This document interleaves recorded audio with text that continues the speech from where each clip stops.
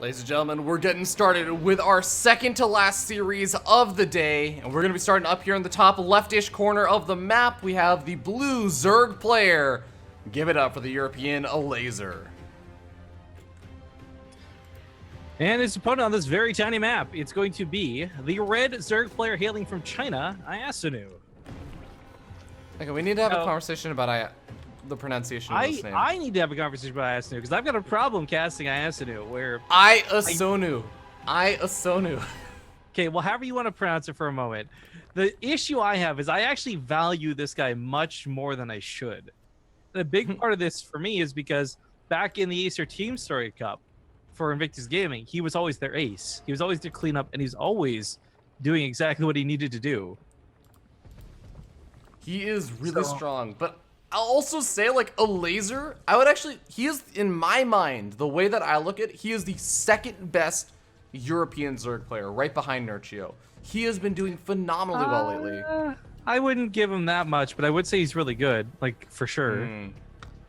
Yeah, it may just be, like, a personal thing, but that's just the way that, like, I feel he has been ridiculously on fire lately. And I feel like if there's someone who can make something happen, it might be him, but... I do want to note, it was a pool first for Elazer, and is going to be going straight into the Roach Warren. I actually missed the time on the exact time of the pool. But it was definitely a much earlier pool than iAsonu's. But he's going to be skipping gas. Or sorry, not gas. He's going to be skipping Zergling speed compared to iAsonu, who is going for that Zergling speed. It's going to be Roach versus Lings. And on this map, I'm actually not sure how that works. Yeah, we see this map picked so seldom in the first place, but then, especially in a mirror matchup, I really don't know. That rush distance is not the closest thing in the universe, but because they both took golds, it is. With the golds, this is effectively like shorter distances from natural to natural than Steps of War. It really is. Yeah, that's very true. You do have that little choke that you could possibly create blocks in, but I mean, your creep's not going to be spread out that far. You're certainly not building engineering, or sorry, excuse me, evolution chambers. And it's going to be interesting to see how this plays out for sure. One of the things about this, though, forget the direct attacks for a moment. It's very important that we do see Elazer knocking down these rocks, because something that can be done is just sitting a couple of roaches on the outside of the wall and deny mining from the other side of the gold. Is he gonna try and get those roaches out there? I mean, even actually using some of the roaches to like block off that single quote-unquote force fieldable choke that we were talking about earlier in the center, that may be also be pretty useful, but for now, just gonna be worrying about the defense while he does send that single Ravager to the other side of the mineral line. And I like the fact that it's a Ravager, because it can throw down the Crystal Biles, it can avoid the Queen's range. Yeah, like I feel like what Elazer's doing is what you should be doing, and what IA did, unfortunately, not quite the case. He's realizing now he needs to break down the rocks, but in doing so, loses a ton of mining. Like, this isn't even a workers dying. There's just simply no mining going on. Yeah. Although there were 2 workers that did go down fairly early on in a ZvZ, and 2 workers in a ZvZ before, like, the 3 to 3.5, 4 minute mark. That is a pretty big deal. Unfortunately, the Ravager will probably end up going down just because Speed Zerglings will be able to catch up with it. But still, nice bit of damage done over there, especially from a gold expansion. I like the fact that Elazer already has his Zerglings prepared at the top of this ramp, though. He's getting ready to completely surround some of the Zerglings, and he does catch a good chunk of them. Unfortunately, a lot of them do end up getting out of there alive, though. At the same time, though, Elazer has a decent number of roaches. He's making a push across the map, and you know, this is one of those times that you have to say, defender's advantage, does it exist on Dasan Station? The surround for the Lings on the backside was really cool, but it's not quite getting the surface area they need, and the roaches are fighting without support of those Lings. This is actually a really tight fight, and this could still go either way. The drones get pulled, they're going to be that little bit of damage that was missing. I don't know. This is very interesting because the Lazer's got more drones behind us, so I want to say he wins, but he's not winning the fight. Yeah, killing off 3 more workers, I feel like that's it. He doesn't need to push in anymore. And the thing is, as long as he doesn't die to a counterattack, he's only down 2 roaches, which I think can be made up for with queens, as well as just the very, very slightly faster reinforcements. So I think this can still work. He's even got some Zerglings that moved down to the bottom side that weren't participating in the fight because they were getting ready for the counterattack. If they even kill 2 more workers, That is a ninth of the economy of iAsonu. That is a huge, huge deal right now.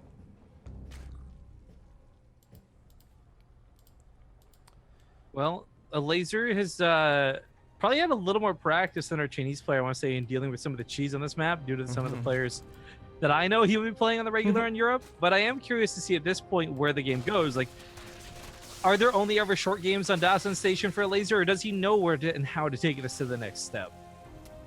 Yeah, that's sort of funny that you say that, because also I just think like Chinese Zergs or just Chinese players in general, like they probably are the cheesiest server that exists in StarCraft.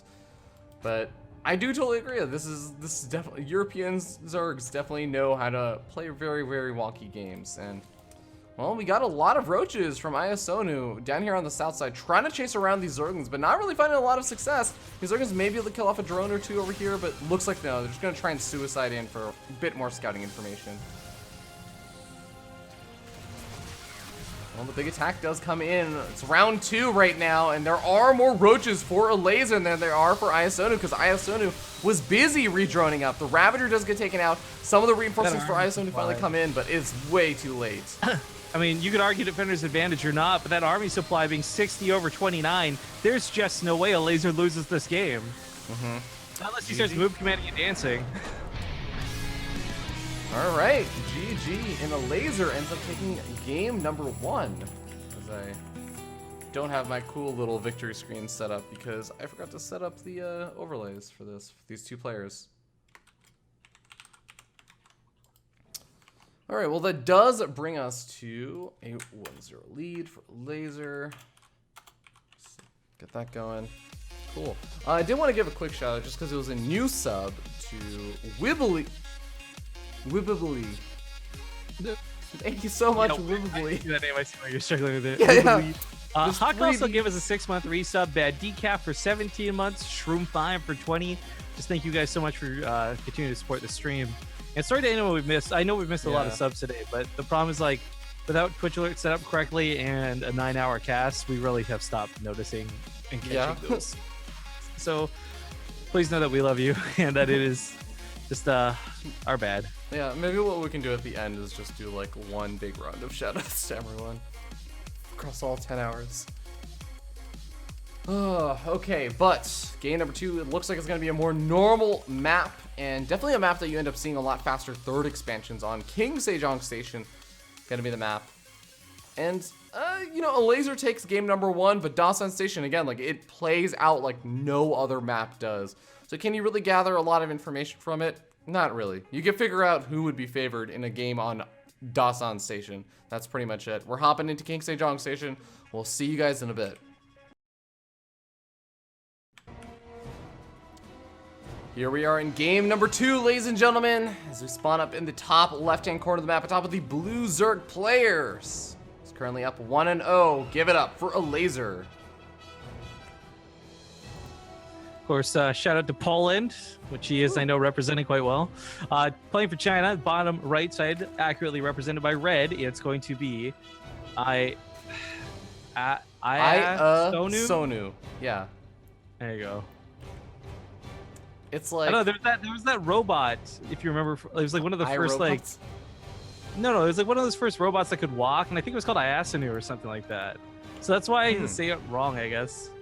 Interesting. I didn't actually know about that. That I would understand and forgive you for that if that were the case. But I do really quickly want to talk about Elazer and his lack of spawning pool while he goes for a third hatch. No gas geyser. Ultimate greed. I mean, it's ultimate greed and ultimate risk, but the reward is going to be so sweet if he gets away with this. And while we've seen funny games where, you know, that one home strike up match, Scarlet TLO, where they both took thirds and didn't really take their naturals and stuff, this isn't the case. This is straight up like, if there was an early pool, Elazer just loses the game. So he is gambling and hoping his opponent's not going to do that, but furthermore, like, this is just something that is frankly going to work. Yeah. At least for the time being. We'll see how long it takes to start getting lings and queens out and all that good stuff. But, oh man, this is such a bold move. Like this, it just doesn't get bolder than this. Well, it's a best of 5. You're up a game. I don't think that there's any better time to do this unless you were up 2 games in a best of 5. That's pretty I much the agree. only There's time. no real downside to him having done this. There's no like, oh my god, I can't believe he took that gamble. Like this is probably the best case scenario for him to have done precisely that. Yeah. And it's not going to get scouted out until iAsonu finally moves up this Overlord to that third expansion, which is probably not going to actually make it there and see the crease thread for at least another 10-15 seconds. At which point, I think iAsonu is pretty much committed to whatever he's doing anyways for the most part. He's still droning up, so I don't know if it's really going to be feasible for him to even try and punish this anymore.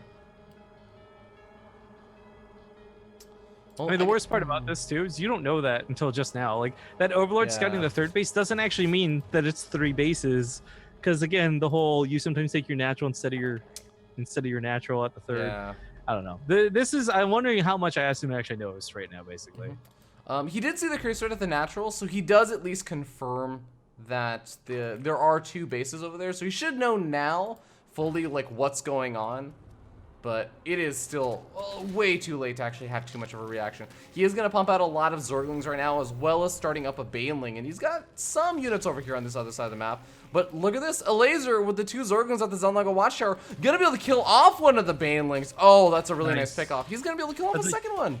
Getting 2 of them's huge. I think he also, kills by the 3. way, our new sub is apparently just Simply Wibbly. So thank you, Wibbly. It's Simply Wibbly. Oh, I didn't see the Simply in front of his name. Okay, guy. Come on now. That's what I call Rifkinning. Whatever, at least I can do math. Too soon. That wound's still open, man. It's not okay. People in the team look are still making fun of me. Oh, are they? I didn't even think about the team look with that. I can't wait to go read that. Oh god. All right. My well, problem it wasn't that you did the math wrong. You were just so confident, man. I know. So. All right. Well, really quickly, we do have a lot of these Banelings coming in over here, but so many of them end up going off on the hatchery and not even killing off the larva over there. iAsonu, I think he just loses the Banelings on accident. It must have been a misclick. Well, whatever it was, it hurt. That's for certain. Yeah. This push-in just doesn't work anymore. Now, he does have a third expansion behind all this. He did eventually get that up, and he's still on relatively even work accounts, so it's not like he's completely all in or anything, but melee attacks is going up right now for Elazer, which is already sort of interesting in and of itself. No carapace upgrades or anything, but, well, we'll see if where this game is going to go from here. It does still feel like a pretty even game. Just mild advantages for one of the players. Laertec is going to start up much earlier on for Elazer. Man, Elazer just seems to be using all of his gas, and iAsonu just seems to be banking it right now. I'm actually wondering if there's just going to be a massive number of Banelings being made soon for iAsonu. Or transition or something. Like, yeah, it's strange to see that much. And I mean, we're calling 300 a lot, and that might just be for the planned out roaches. Either way, I mean, Elazer got away with so much greed early on. He's had his defense on lockdown since then. I was expecting him to have a much bigger lead off of this, though, if we're going to be honest. Like, I expected this to be, okay, even worker count, but now, like, up 30 supply or something. It's not actually the case.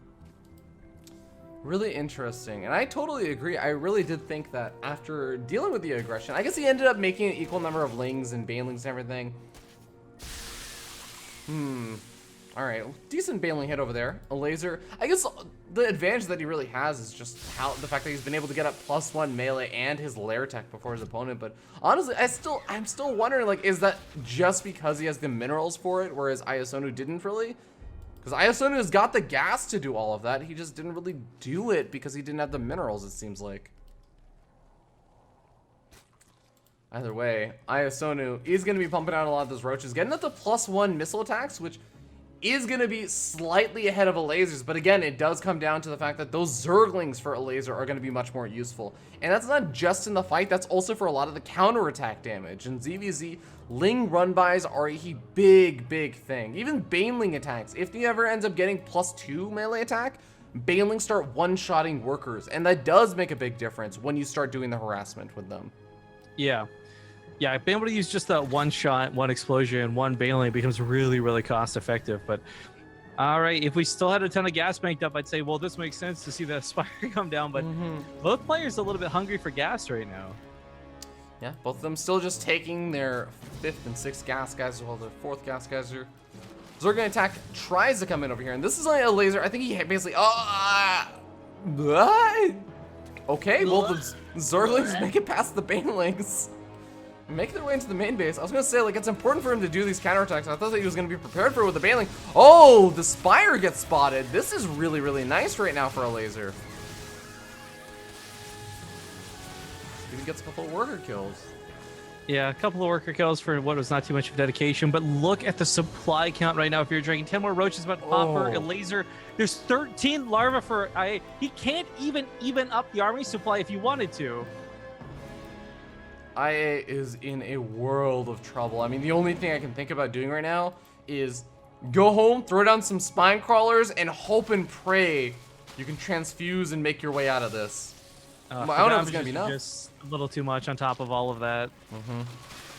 Baneling's making some decent connections over there, but with the Ravagers coming in, even actually taking out some of the Overlords, they're doing some damage to them. They may end up eventually falling. This is just straight up too much supply. Even with the concave, Elazer pushes through. Yeah, and that army supply remains very strong. He's got +1 melee weapons too, so these links flooding in to reinforce aren't even bad. They're actually quite good. He GG. gets called, and a nice game goes to our European Polish Zerg. And Elazer takes a 2-0 lead in the series, bringing him 1 game away from victory. You know, Rifkin, if there's any game that you're gonna have a player now go for a 3 before pool, this would be the game, more so than any other situation.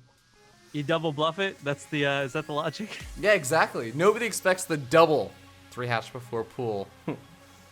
3 gas before pool. All right. I think we might have to a really short break before the next series, or is it in the next game, since this could very well end up being the last game of the series, so we'll see you guys in a little bit.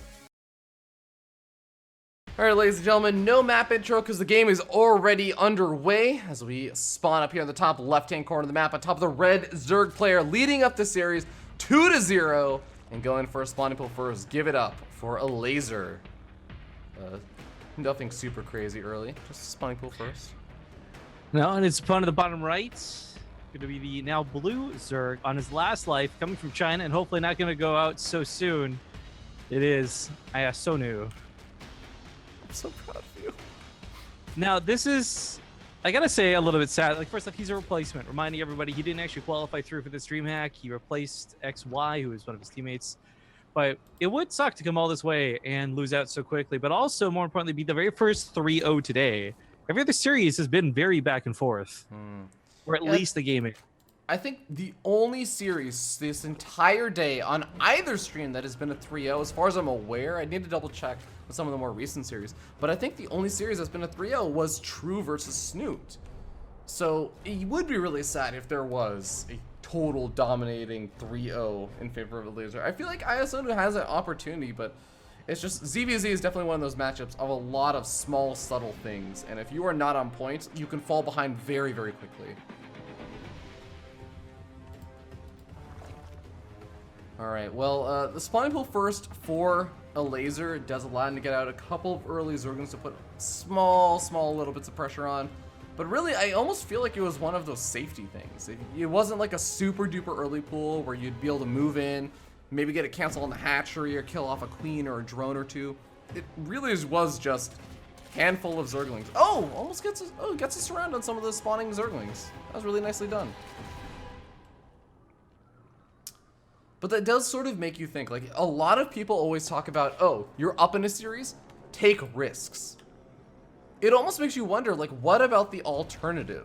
Now you can play super safe, and if you fall a little bit behind, it's okay, because you know you're sort of doing better in the later stages of the game, or you can take a chance and feeling confident about your macro, because if your opponent takes some risks and wins, it's not the end of the world. So just playing super safe may just be a nice way to try and close things out 3-0, make it hard for your opponent. Well, Elazer's Lings managed to squeeze through to the main, and some pretty nice info with this scout. Seeing the drone still on gas, seeing the number of queens that are being made, and also, I guess, seeing that he is very far ahead on that layer tech that's coming out. Since Elazer did end up skipping completely Zergling speed is going to be able to get out, use that extra gas to get out the faster layer tech, which is something that I think we were expecting to happen in one of those earlier ZvZs. I'm actually forgetting who was the player that kept doing that. But either way, ooh, we got Overlord drop coming out for iAsonu. This could be interesting. He doesn't have even that many Zerglings out on the map right now, but he does scout the front. He sees the Roachhorn and the Evolution Chamber, and that may start to reveal things. But more importantly, even if it's not that many Zerglings, 3 Zerglings dropped in the main base scout out a ridiculously early lair. And now he has an opportunity to react. Zerglings will be cleaned up eventually. But spotting out the roaches, he knows he has to prepare for the defense. And he knows he's got to start flooding those roaches as soon as that roach horn comes out. The time for droning is going to be passed very soon. Interesting enough, we do have Carapace upgrades coming out right now for iAsonu. Do you know if Carapace upgrades or ranged or melee missile attacks is better for roach versus roach? To be honest, I don't think either makes that big of an impact because of the way roaches attack. Yeah, the Carapace is going to be better because it'll, I think, transfer across all units if you can get escaping that first attack. But this looks very similar to that last game where the Elazer just going to have a ton more roaches than iAsonu. Yeah. iAsonu or whatever. Yeah, you got it. iAsonu. Okay, a bit of an awkward time to move out over here for Elazer, but the Queen should be completing the wall in over here. Zerglin's not going to try and bust it down or anything, but it will delay some of the reinforcements for at least a little bit. Gives them a bit more time. iAsonu does not have that many units out. The Ravagers don't want to be caught on the front lines. Barely managed to keep one alive. Now, Elazer is in a terrible spot. Look at that sort of meat force field that went down. It almost got its roaches stuck in that corrosive bile. He will be able to skitter away, and the advantage of having that layer so early is the speed lets him pick and choose his fights. The Ravagers get caught a little bit off guard, but the roaches on the left side are just kiting and distracting. And frankly, he doesn't have to dedicate to any of this. He's got the capability to run away. Again, that's the advantage that layer tech gives you, but that army supply, those Ravagers were the best thing IA had going for him, and it's not going to be enough. Yeah, he ends up losing all of them because he can't keep them at the backside. He was being attacked from 2 different angles. And Elazer gets a really, really nice edge over there. He ends up getting a lot of his roaches surrounded, though, by these Zerglings. And it seems like iAsonu is going to be able to hold on. And you have to remember, iAsonu has that 3rd expansion. He doesn't have a lot more drones, but he does have a few more drones. And he's even starting up the +1 missile attacks upgrade. But it is the +2 missile attacks upgrade that I know makes a big difference in Roach versus Roach wars. So if Elazer can hold on, if he can stabilize by getting up that 3rd expansion, it may not be the worst situation in the world for him, but he really did want to get more damage done with that, I think.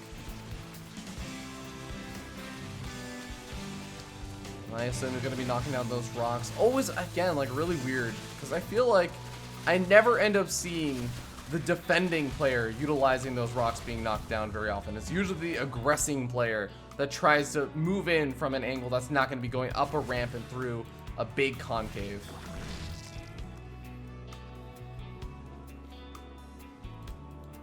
Well, regarding the upgrade question from earlier,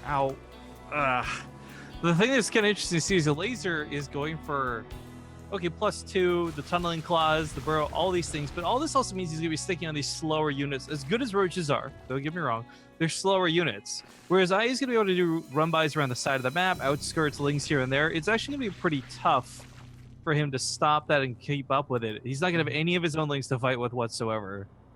Yeah, I feel like it's going to be more of a problem when the 4th expansion comes down. For now, it's going to be okay because he can leave a queen over his natural expansion, or, you know, leave 1 or 2 units to complete the wall over there and leave most of his army over by his 3rd. But once that 4th expansion goes down, I totally agree. Oh, iAsonu hitting his own Ravager with the Corsair Gear. That's less than ideal. Yeah, it's a little awkward. Should be able to get the Overlord, though. There it is. Alright, well, with +2 melee attacks almost finished up, Elazer's going to take a really nice upgrade lead, as I'm pretty sure +2 missile attacks does beat out 1-1. Just in terms of the raw numbers of... There's no detection, by the way. There is not a that might single be a problem. Nor is there any spore crawlers. They're just starting up. I think he saw the little... Oh, it's spine crawlers, not spore crawlers. Okay, Overseer's now popping up. Now, The idea is that normally you would love to leave 3 or 4 of these in each mineral line and leave them there for like 3 or 4 minutes. But here's that problem that I was talking about earlier. Those lings run by to that north side really quick, and on top of that third, Elazer's going to kill some drones and a queen or two, but he's going to lose his third for it. It falls, third base down, and now he's behind an entire hatchery.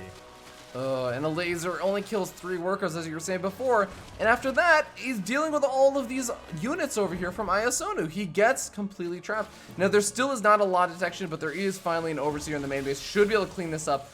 Elazer tries to move up the ramp, and this is not a very good angle for him to try and engage into. He's engaging into a concave. Can he actually make this work? I am very doubtful right now. The numbers don't look so good. That's for certain. The upgrades aren't enough to carry him through this fight. And the Ling's running back as she get us around on the roaches, so this is gonna go in the favor of our Chinese Zerg by the looks of it. Yeah. And iAsonu may be continuing the trend of at least not letting it be a 3-0. You know what? B stream, no 3-0s. That's what it is. There it is. The B has got no 3-0s to show. Because we don't boo here. No, what? You ruined it. Get it? The 3 O's? The Stop B, it, you ruined B, it. Oh. Move on, math. It wasn't. Okay, that was not even math. That was alphabets. Okay. I'm allowed to talk about alphabets without getting shit. Okay, well, just while we're waiting for this next game to come up, quick thing to talk about. A lot of people have been complaining, and some people have been very rude about asking about VODs being behind a paywall here on the channel. Because Blizzard and DreamHack never contacted us about it, there's no actual thing telling us we have to have them for free. That being said, I have put a tweet out, and I set the bar really, really fucking low. Like about as low as I could go, 75. All right? So if there's enough people that actually want these VODs unlocked, go retweet it.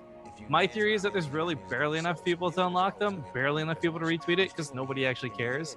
Every time we unlock our VODs, they'll get like 100 views on them, and I'm like, cool. Like nobody actually wanted to watch it. Everyone's just upset about the idea of not being able to watch them. So, and not only you that, really want VODs, and you can't wait a day for YouTube. There's your answer. There's my solution. They get on YouTube ridiculously quickly, so that's the other thing. But all right, next map is going to be New Gettysburg. I guess now is the time that I say we have a little bit of time, so let's go check out match history. These two players actually did play against each other 5 months ago. That's the only time they faced each other, as that's not much of a surprise. Chinese scene doesn't really get to play versus a lot of the other scenes all that often, but it was in the WCS 2016 Circuit Championship for the Winter Circuit Championship, and Elazer ended up taking the series 3-1. Will we be seeing a repeat in this particular series? Only time will tell as we get ready to hop into New Gettysburg. I don't have a map picture for this, so we're just gonna sit here awkwardly for like 5 more seconds. It's okay, I think we can deal with it.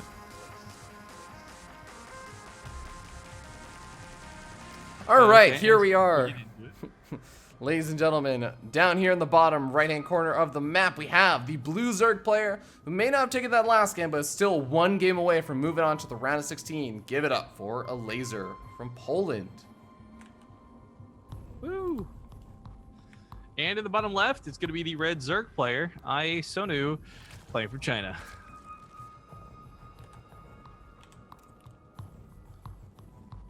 This has been... I've been pretty good at staying off tilt. You know, we're 9.5 hours in. I'm finally gonna get the tilt as I time this guy out. It says BaseTradeTV is making a profit off streaming DreamHack tournament. GG. So first off, let's make this perfectly clear. This is like completely the other way around. I'm not gonna try and pretend like I don't enjoy getting asked to cast, but we don't apply to cast. They ask us to cast because they know we got the numbers to cast. Cool. It makes DreamHack a better experience for everybody, and people get a high quality stream that they can rely on. Mutually beneficial. Should we make money from this? I don't know. Should we make money for 9.5 hours of our time, Fear Dragon? Do you think just a little bit, even if it's a cent or two? Do you think that's fair? I don't know, man. Like, our time is totally useless, right? It's not like we have anything better to do. Yeah. Unfortunately, for whatever reason, we watch DreamHack 2, ad block rates are way higher, so even running ads just doesn't seem to cut it. So I know we haven't had a lot of subs, and we had actually that really nice donation from earlier, and I would like to just genuinely, sincerely thank folks who support the stream. But for those who are enjoying the free content, enjoy it. Don't complain about it. you help nobody and just tilt the broadcaster. Yeah.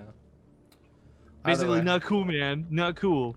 Either way, yeah. If people want to watch stuff, like, seriously, have the most minute amount of patience, and the VODs will be up tomorrow. Like, that is how fast they get up. And Joey does them in spoiler-free formats too, which is even better. But anyways, as we get into this game, I do want to point out, okay, we got the comeback for iAsonu. He's not dead. He's not out of the water. He is only 1 point on the board and still on his last life, however. And I know Elazer likes ZvZ. You actually, you ranked him really high there amongst foreigners, Europeans, whatever. And I just want to point out that for a time, before Nurture really almost stole the crown of like best foreign Zerg player, Snoot was that guy. And for whatever reason, Elazer was this guy that Snoot could never beat in the ZvZ. So he has a long-standing history of being good at this particular matchup. I could totally buy that. I gotta say, like, it's gonna be, even though he got 1 point on the board, it's still gonna be tough for IA to bring this back all the way. Yeah. Bailiness is going to be coming down for Elazer much earlier on in comparison to iAsonu, who's going for that much earlier 3rd expansion. This is one of the few matchups where that bridge at the south side actually does play a little bit of an impact, but once the Banelings come out, it's very dangerous to send your Zorgons across that bridge, because there's just no room to maneuver. If there's a Baneling somewhere on the other end of that bridge, you are not getting through. You wasted your time, or you're going to lose all your Zerglings. Yeah. But it is going to be a massive link flood over here for Elazer. He is not stopping. If we're going to be honest, it is really risky to do this because of the way that bridge dynamic comes into play. But he's hoping that his opponent's not paying attention. He's hoping his opponent's behind him in build, and it kind of is. By reaching out for that 3rd and having a couple of queens, okay, I set up for a little bit better of a recovery off this, but at the same time, he has to live long enough to recover in the first place. Ooh. He's not going to have many Banelings for this first attack. Yeah, but I do like the fact that he had a couple of Banelings morphed in on the north side and on the bridge, and he leads with them, so he knows, like, if there were my opponent's Banelings over there, I will have a good opportunity to move through. Baneling's trying to look for some good drone connections, not really going to be able to find a whole lot, though. Only actually killing off 1 worker so far. 2nd worker finally goes down. Awkward as he trades out with those Banelings very poorly. This is definitely not going so well for Elazer. Not good. I mean, okay, let's be honest. Worker count's still the same. He's up a base. That's it. That's all he's really got going for him for the time being. We'll see if the window of opportunity can get close. Elazer, after all, is going for a faster layer, not looking to consistently invest in more of this all in. Yeah, my biggest fear is that 3rd expansion, while not necessarily just purely for mining, again, it comes down to the larva. And especially when you are sitting around on no Roach Warren, larva is incredibly important, because Lings are one of the most larva inefficient units. You need so much larva to produce a large number of them. So that is sort of kind of the fear that I'm starting to develop, and I'm worried that if iAsonu continues to put on little bits of pressure, or even just tries to out-drone his opponent, he will just straight up be able to make more workers faster than Elazer will. But that layer attack that you were talking about, definitely going to be something that Elazer can capitalize on. Yeah, Spire going to be the choice once the opponent goes to Roaches. And it's not to say that I won't be able to go his own Spire eventually, but the Roach Warren, that's going to be an investment that puts him behind.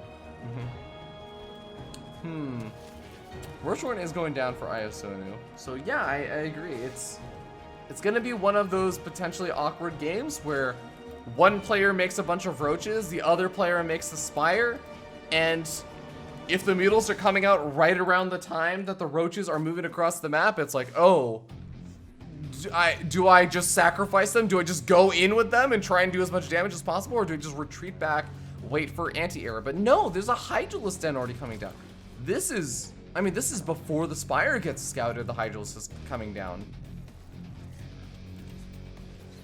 Overseer does move in and is going to spot that Spire, but that's a really, really nice find over there for iAsonu.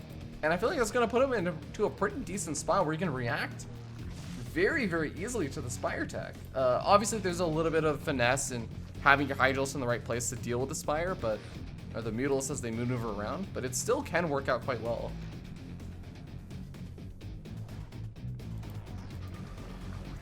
Well, we've seen this already through the earlier ZvZ and how the Muta game works.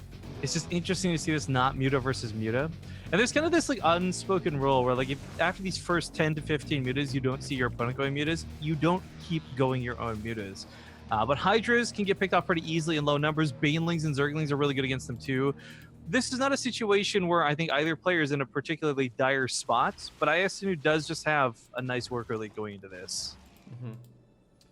iAsonu going to be losing quite a few Overlords, as no Overlord speed was ever researched for him. So these mules should be getting quite a few kills, and there are a decent number of these Overlords around the map. Queens are going to actually try and fight these Mutalisks, and with not that much transfuse energy, that is going to be dangerous, but the Hydrils do pop out. And that is going to be maybe a bit of a surprise for Elazer. I really think that Hydros are very uncommon in the matchup these days. Well, Elazer getting the +1 melee attacks upgrade. Going to be relying very heavily on just Mutaling, relying on the counter attacks, relying on deep weaving and dodging, trying to get as much damage done from different angles and pulling iAsonu apart. But iAsonu is not just moving in with his roaches and his hydros, he's moving in with the few queens that he does have to spare.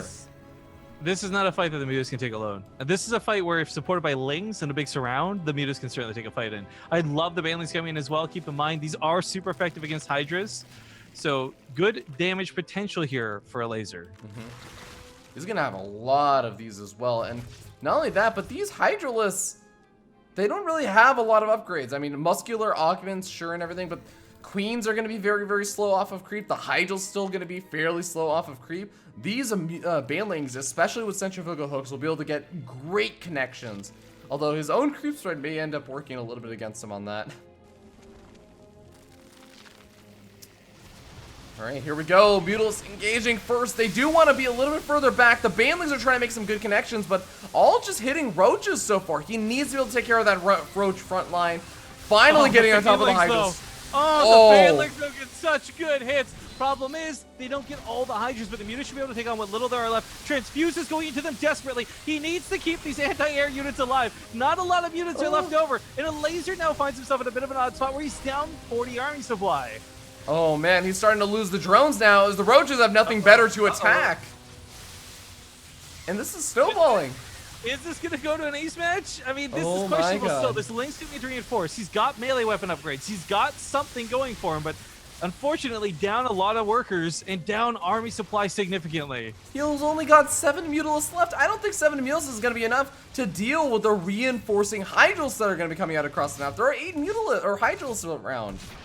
Yeah, this certainly doesn't feel like it's going to work, and the Elazer might just be going to game number 5. Wow, and I mean, iAsonu being able to pull it back from the 0-2 deficit, even got a couple of these roaches over that 4th expansion, make sure that's not mining.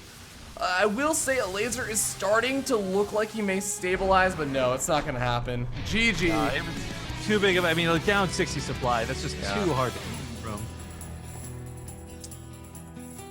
That's the ace match, ladies and gentlemen.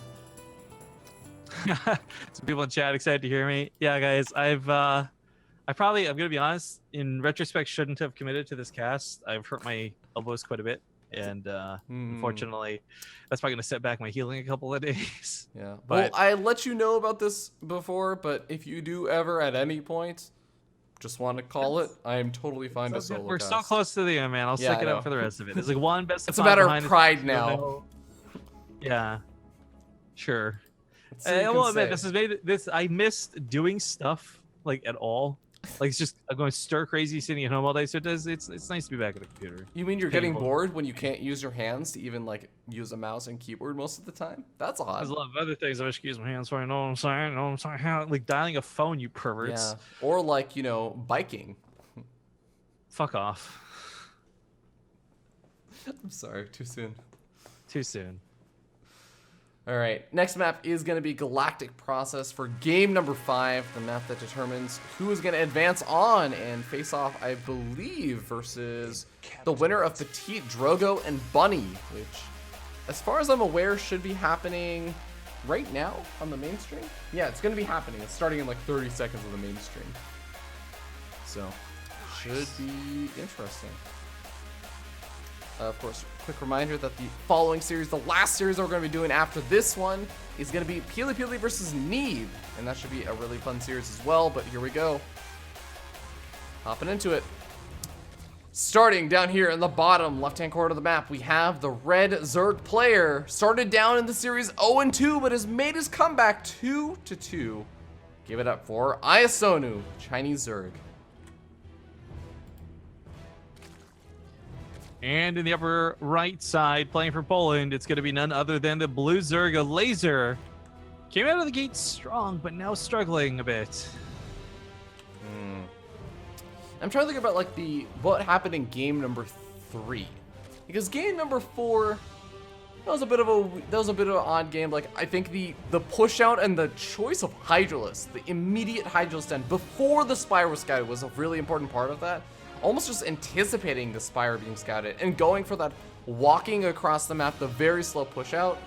I think that was just a really unexpected, not usual thing as far as I'm aware in ZvZ that caught him off guard. But I'm trying to think what happened in game number 3. My brain's dead at this point. We're 10 hours into the cast. I don't know. We've done multiple ZvZs today. We've done so many different games. But I do sort of wonder, like, is this something that iAsonu can repeat? If game number 3 was a game, and unfortunately I'm really sad that we can't remember what happened in that game.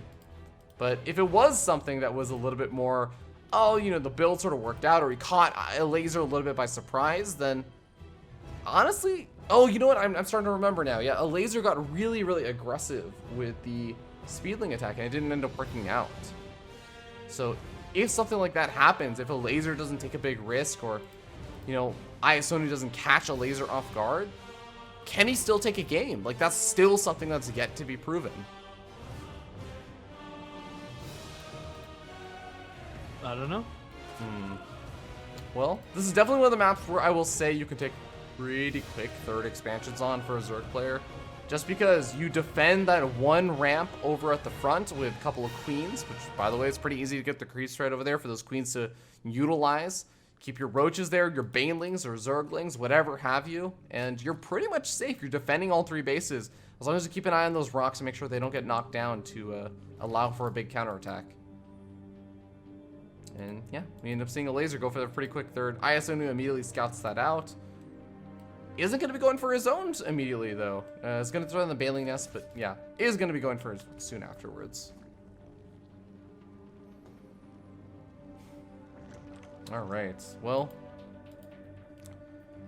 Elazer, I almost wonder if it'd make sense for him to just try and play this series out, or this final game out really, really safe. Because again, if he can bring it to that super late game, he can make it work.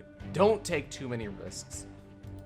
Play it out, even if you are going down maybe like a few workers or something, because in the Roach versus Roach wars, you can still get those small little edges in the way the engagement happens, or just being on top of your injects, getting your macro going. Yeah, and that really was where Elazer, I think, got a lot of success when he was just playing the longer Roach games. So maybe that is just simply the trick to get back into it. Maybe it'll require a little bit more. I don't know. But right now he is going for quite a few lings, and I think a lot of this has to do because he knows he needs them. Unfortunately for him, he thinks he needs them for an attack, when in reality he might need them for a defense. Baneling's coming out once again, and I guess the only time this really fell apart for him with the Ling attacks was he did control them poorly and eat too many Banelings. Maybe he cleans it up, maybe his control's a little bit better this time around. Yeah, doesn't end up really losing a lot of Zerglings, even though a lot of them end up being slightly damaged. Not gonna matter, since he doesn't exactly have a Carapace upgrade that would have allowed full health Zerglings to survive a Baneling hit with 1 health. Roachborn and the Lair Tech starts up for iAsonu, though, and Roachborn's a little bit later on for him, but it's the Lair Tech that has me interested, because I think that we still do not have a Lair starting up for Elazer, and it's going to be much, much later. Elazer also trying to go down for those rocks, opening up another avenue of attack. The Queen should be able to force those Zerglings back. I've always wondered, when you have like small numbers of Zerglings, is it sometimes just worth it? If there's only like 1 queen there defending, do you just continue to attack it to eventually kill it off? I think you're not going to lose Zerglings that quickly. That's a lot of money you got to spend replacing it, and it does quite a valuable job through injects as well as creep spreading. But that's true. His creep's getting less relevant here. Nice spread. He's trying to really not take a damage. He doesn't want to eat that last baneling, but he wants to get drone kills. It's kind of an awkward spot. One link should really be on that baneling, though, trying to bait out the hits. Hey, he gets it. Like that. And now he should be able to get 2 or 3 more drones over here. There's 2, there's 3, and I think that should be it. But 6 workers killed for a handful of Zerglings. That was absolutely worth it for Elazer. Although Elazer, man, it's getting to the point where I thought he was going to have delayed lair tech. I'm starting to wonder if he's going to get lair tech. He has just been pumping out non-stop roaches. There is a spire starting up, and I want to note the number of roaches that iAsonu has. A whopping 0. Is it a supply blocked amount? Because it looks like a supply blocked amount to me.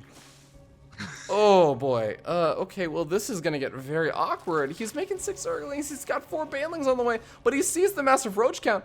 Is this the way that iAsonu goes out? In what world does he defend against this number of roaches when he's so far behind on the roach count and just unit count? Yeah, this is when it comes down to the army supply, 22-7. I mean, spine crawlers, if they completed, could maybe help contest this. There's no way mutas spawn enough to do the damage. Like 3 or 4 are gonna pop out. The roaches have already overrun the natural base. Queen's going down. They're trying to hide by the mineral lines. Ling's on top of this. There's just nothing he can do, and it looks like our Polish Zerg will prevail as he knocks out his opponent here in the ace match. GG! Elazer takes a 3-2. Advances on to the final round, round of 16, not the final round. But advances on to the round of 16. Very, very happily gonna make his trip to North America very much worth it. But ladies and gentlemen, that does mean we only have one last series left over. It is gonna be Peely Peely versus Neeb. I'm still very awake and alert because they put this at the very end of the broadcast just for me to make sure that I would be excited and hyped for this last match. I'm very excited to jump into it soon, but we're gonna hop to a short little break before we come back, figure out what's going on, how much of a delay this is going to be, when the players are gonna be ready. So we'll see you guys in just a little bit with our final series of the night.